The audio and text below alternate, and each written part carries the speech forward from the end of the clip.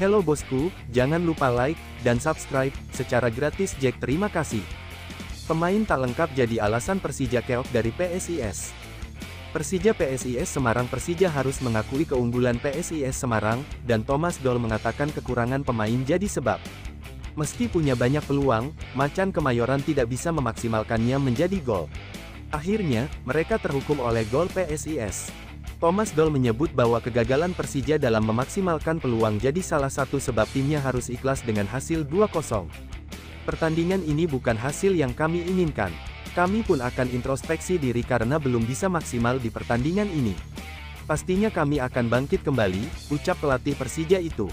Pertandingan ini bukan permainan yang baik dari Persija. Banyak pemain absen, Kermencik pun kena sanksi. Di pertandingan selanjutnya Yusuf Helal akan absen karena akumulasi kartu kuning. Ini permainan Persija yang tidak baik. Jika pemain lengkap akan lebih baik. Ada 3 pemain Persija yang sedang bersama Timnas Indonesia untuk Piala AFF 2022, mereka adalah Hansamu Yamapranata, Muhammad Ferrari, dan Syahrian Abimanyu. Sementara itu, pemain Timnas Indonesia U20 yang tampil di laga lawan PSIS Semarang adalah Alfrianto Niko Saputro, Ginanjar Wahyu, dan Doni Tripamungkas. Persija beri sinyal bakal agresif mendatangkan pemain baru di bursa transfer putaran kedua Liga 1. Presiden Persija Jakarta Muhammad Prapanca, pihaknya bakal mendatangkan lebih banyak pemain baru pada bursa transfer paruh musim BRI Liga 1 agar bisa bersaing gelar.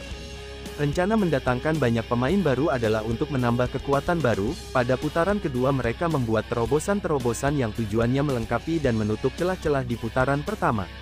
Hal itulah yang juga dilakukan Persija di jendela transfer putaran kedua ini. Prapanca menyebutkan pihaknya sedang melakukan tahap negosiasi dengan banyak mendatangkan pemain baru. Ya, kita tunggu saja, ini kejutan, kata Presiden Persija Jakarta Muhammad Prapanca.